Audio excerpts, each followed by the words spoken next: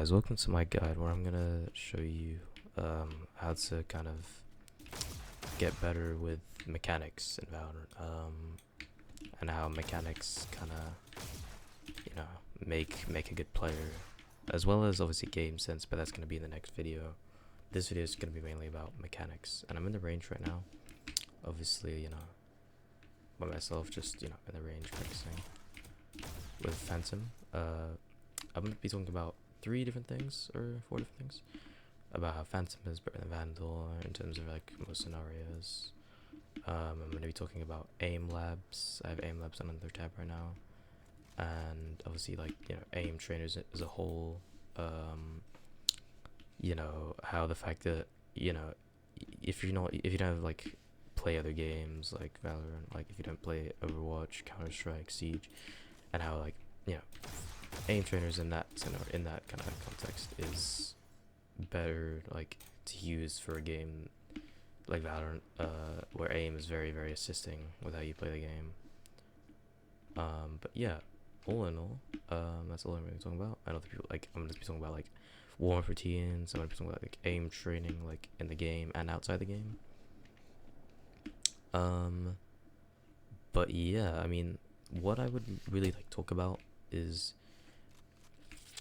when I'm talking about Phantom is a lot better just by the sheer amount of bullets you get. You get 30 bullets, which Vandal you only get 25, but Vandal's one shot to the head from any range. With obviously if they have full armor, 150 or you 160 them. If you look on the right, it's 160 for headshot, 40 for body shot, and 34 for leg shot. So people say it's better for that long range, but if you go over here in the range, you can 2-shot these little things up here. 2-shot this, 2-shot that, 2-shot that. Because of the sheer body shot it has, Phantom has 39 or 35 from a certain range. So 2 shots won't fully break it, but 3 shots will. Which isn't going to be as good. I mean, I guess that's a thing for Vandal. But if you go over here, if I just get up here, but this is 20 meters away. Look at how inaccurate that is, really. If I'm doing bursts, if you bring that back down here. Okay, this may seem a little bad, but look at how more RNG based Vandal is. But how close together. Ignore these ones up here. These are just the recoil. Let me try that again and give you a more accurate kind of approach. If you just tap, and then let's see, tap with Vandal. Ignore that top one. Go back here. Okay, maybe not that close, but look at how close together Phantom is and how spread out Vandal is. Ignore the top one, that was a misfire. They're more spread out, and how Phantom's more close together. So you're telling me, from 20 meters, these 2 bullets don't hit, that bullet doesn't hit, that doesn't hit, that doesn't hit, that doesn't hit, but those close ones do hit, which is why Vandal's not as good. Also, the fire rate with Vandal is a lot slower. If I put the bolt here, look at how it's not as much damage, but with Phantom, it's a lot more damage. Vandal, even if you spray control, it's not really as good as Phantom. With Phantom, where being is yeah, look at that. It's already past way more than Vandal did. 11 fire rate compared to 9.75. I find that way better. I also find how the fact how Vandal you can Phantom you can kind of it's better for multi kills. You can spray transfer, you get the headshot or you get the double headshot, and then spray transfer to another guy, go like this. I got 3 there. I find that very very good compared to Vandal. The more bullets, and also if you look here on the right, you go all the way to the bottom. Look at the bottom, you see how it says it's silenced and the tracers aren't visible to enemies. That's really good because you can't actually see people can't see your bullets in the air. These enemies wouldn't be able to see them, but with Vandal they will be able to see. So I find that kind of annoying if you're like getting dinged through smoke, you like kind of spray a smoke and then they spray back because they can see your bullets. With Phantom they can't, which I find way better. I also find how like obviously when talking about accuracy, if you look at the first shot spread or like 6 like boxes, you look at the 6th one, like you know, one on the bottom right. It says first shot spread 0.2. Look at Vandal here, 0.25. That's how much more kind of inaccurate the Vandal is. The higher the number, the higher the shot spread is, which is more further away the bullets are. Which is why Vandal is kind of worse than Phantom. So yeah, that kind of ends the debate with kind of Phantom versus Vandal. Phantom is better, you know, overall. But people can sometimes use Vandal if they rely more on kind of long range duels and tapping instead of bursting, you know. But I would prefer Phantom way more than anything really. But yeah, that's it with Phantom Vandal. When it comes to aim labs, let me just go to Steam here. I'm gonna open aim labs. When it comes to aim labs for, you know, aim and stuff, I'm gonna say if I just load this up, sorry. I'm gonna say that aim labs is a lot more useful when it comes to obviously aim training than anything else, like Kovacs, Oblivity, anything else like that is not really as good. Obviously, if you look up here, aim stars method, that's what I use to rank up. Obviously, it consists of like range drills. You can find the link to the official aim stars method. It will go over everything, including this aim labs playlist with all these different tasks you can use to get better.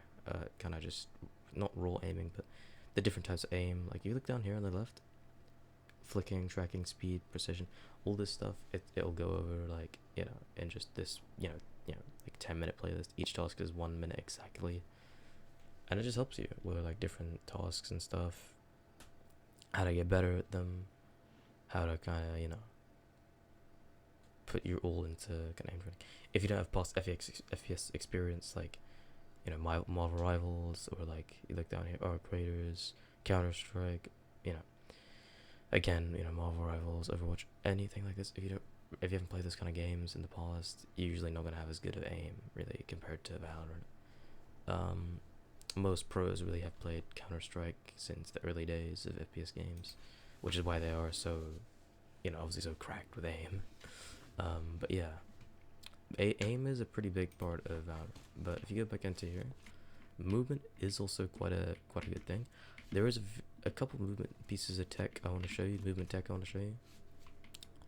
Obviously, when you strafe, like, let me just turn on the bot strafe. You see how these bots are moving left, then right? Let's see this guy. Let's look at this one. Left and right. You want to sort of track this, right? I'm not good at tracking. It's something I need to focus on. But you track this bot kind of just around. Usually you want to stand further away because it's hard to track when you're close. And you want to wait and then shoot. And wait, track it, and then shoot it. If I could even shoot it there. You want to sort of just do that and just try and kind of hit one. It's pretty hard in Valorant because tracking is so useful, but also quite hard since the heads are tiny. ADSing here, hit one. If you're not comfortable like face to face, you can like just sort of go on the side and track them a bit kind of easier. Kind of go here and just track them. I can even hit one. But yeah, that's all you really want to focus on when it comes to tracking and stuff. When you move, you see how the bolts are going very predictably, like A and D. Like I know I can shoot this guy if I like aim here, in time, like that, or like this. Like I just pre-fire. See, I can predict that quite easily. I know he's gonna go right here. He went left and then he went right, or he went right and he went left, and I show that. It's quite easy to predict. So what I do, or what many Radiant players do, I've seen Royal G do it. He's a pretty high Radiant player. He got to Immortal just by using Sheriff.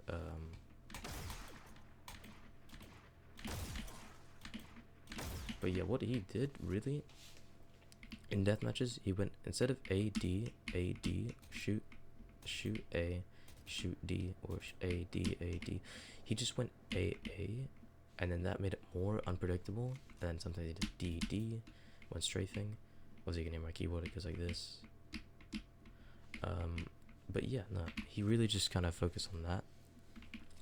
When you do like AA and then DD, it's really useful for like making the opponent kind of whiff, so that if they miss their first shot, you can AA or DD on them, and that makes it a lot like more unpredictable. Obviously, don't just do that all the time because they're gonna predict that.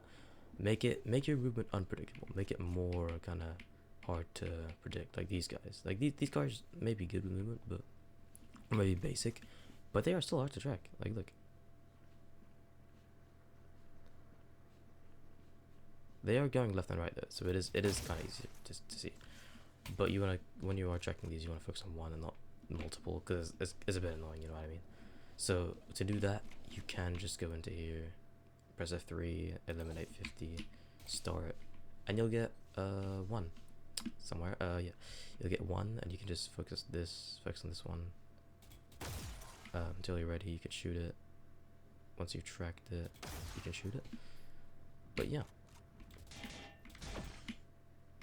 you can also shoot these. I'd usually shoot these with Vandal, so you can sort of, you know, feel like break drones, silver drones, fade dogs, sky dogs. Kind of get the feel for like bigger targets. Obviously, you don't really want to crouch as much, just like I did there. You want to sort of not crouch. You want Phantom, you want to crouch more, but you don't really break this Phantom because it's kind of hard. It's kind of it's 3 bullets and not 2, even if you're close range. Because Phantom bullets may be a bit weaker, but they are definitely better than Vandal. Obviously, maybe not the individual bullets, but in terms of everything, like the, you know, the silenced bullets and the non-visible tracers to enemies. But yeah, that's all I want to talk about.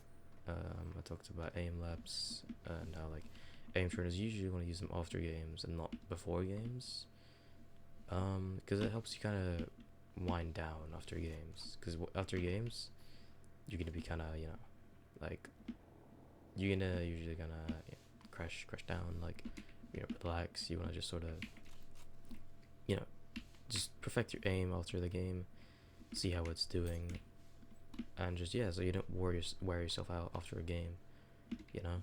But yeah, it's really how people build up their aim. If you go back to aim labs here, doing these tasks after games is really good. It's what I did to rank up from silver to plat. As you can see, if I go out of here, back to menu here, you can see my triangle's plat, but my rank is gold. That's because of the hard reset. They did this act. If I go to my career, go to my act rank, yeah, I'm gold now, but last act I was plat, and obviously it's gonna take a while to get back. I'm already gold too though, and my career has been looking kinda good recently. I won quite a bit of my games, getting 25, 16. Some of them I gained a bit less if I'm playing a role I'm not supposed to. As you can see, I'm Initiator main, Sova, Gecko, Sky, Teos, Sova again.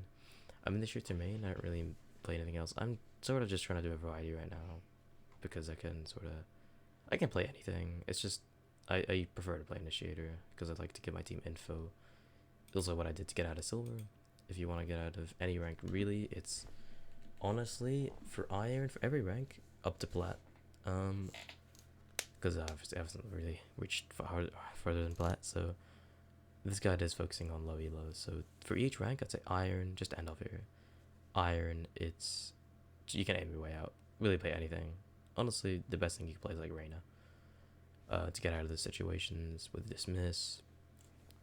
I'd say Reyna, ISO, Phoenix. Phoenix if you want good blinds, ISO if you want a good shield, you know, so you don't get insta one tapped. Or usually in iron, people don't really focus on, they just try to focus on using their gun or using their abilities.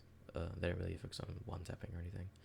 But yeah, no, you want to focus on aiming your way out of iron with aim labs, with obviously aim swim that if you've never used any kind of thing like that before, if you haven't played FPS games in the past, just focus on like aim labs and stuff. It's a lot better than to just focus, only on the game. But you aim train not to get better aim trainers. You aim train for Valorant. You aim train for the game that you're playing. But yeah, I would say that for Valorant, you want really 10 minutes aim ups a day or every other day, and a couple games a day or a couple games every other day. You want to play at least every day or at least every other day if you don't have much time. Weekends you can play till you lose. I play like 5-ish games a day on the weekends, if I have time. But yeah, that's all I really say for okay. Now moving on to the ranks. Back to the ranks here. Bronze, it's mainly about focusing on the game sense itself, starting to learn how to use agent's abilities, how to play and not just rush it down, run it down onto side every time. You want to focus on really just kind of playing like it matters. Ignore that message.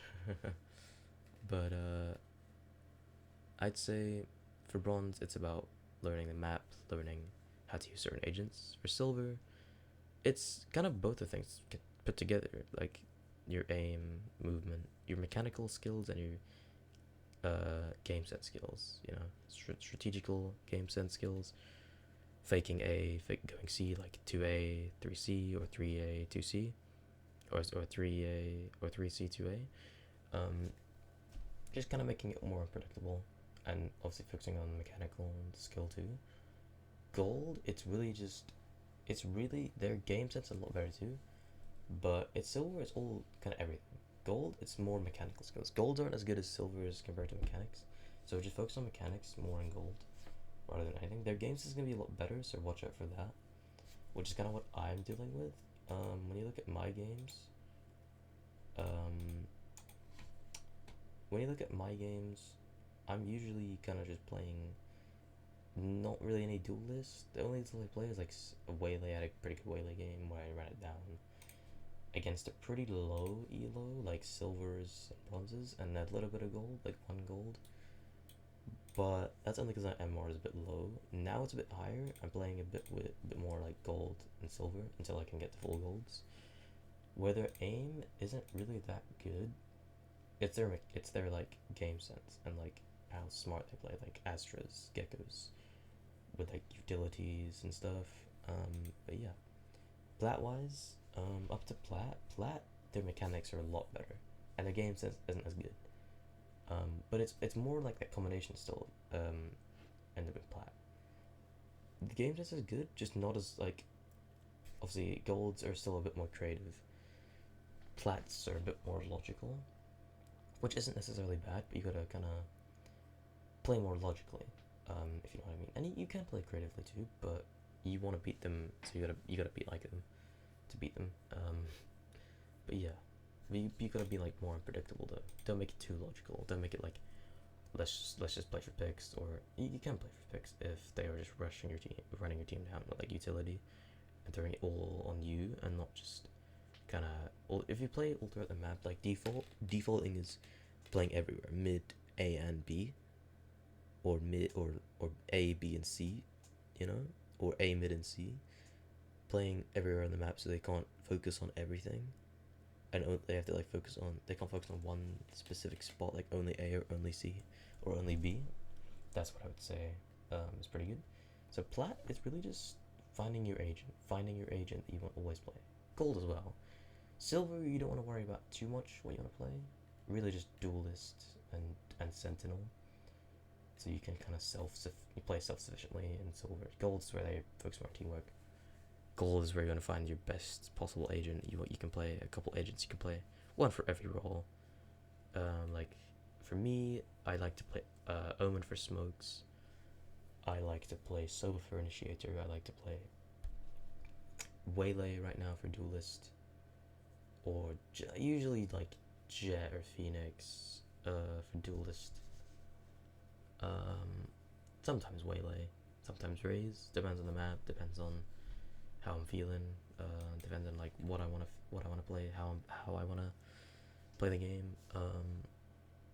Based on utility. But yeah, that's all I really wanna say. Plat, mainly their mechanics are a lot better. You want to focus on team play and plat. They're not. Some of them, most players really aren't that are good in terms of team play. Obviously, looking at here, I was hard stuck at like 80 wins, at like over 100 games. What I've seen from that is that they aren't really good with team. They're good at teamwork. There's just not as good creatively at teamwork. Golds are a bit more creatively better with teamwork. I know it's crazy how our low rank is better in a different way, but that's kind of the whole thing with Valorant. You can't always every rank is kind of different. No two ranks are the same. Every rank is different. You know, and every rank has their own way of kind of playing the game. Plats are that mechanically kind of boosted, I'd say. Not boosted, but like more cracked mechanically. Diamonds are better, like way better, in terms of game sense. Like overall, they're cracked mechanically and cracked game sense wise too, and strategically as well. In every kind of aspect, Diamond is probably the best rank in the game. Besides obviously the higher ranks, but like the higher ranks are good too. But Diamonds, I will say, are the best rank, which is kind of the whole thing I'm going for.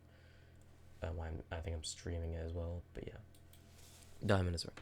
But yeah, those are some tips and stuff I want you to talk about for the ranks. But yeah, that's all I want to say.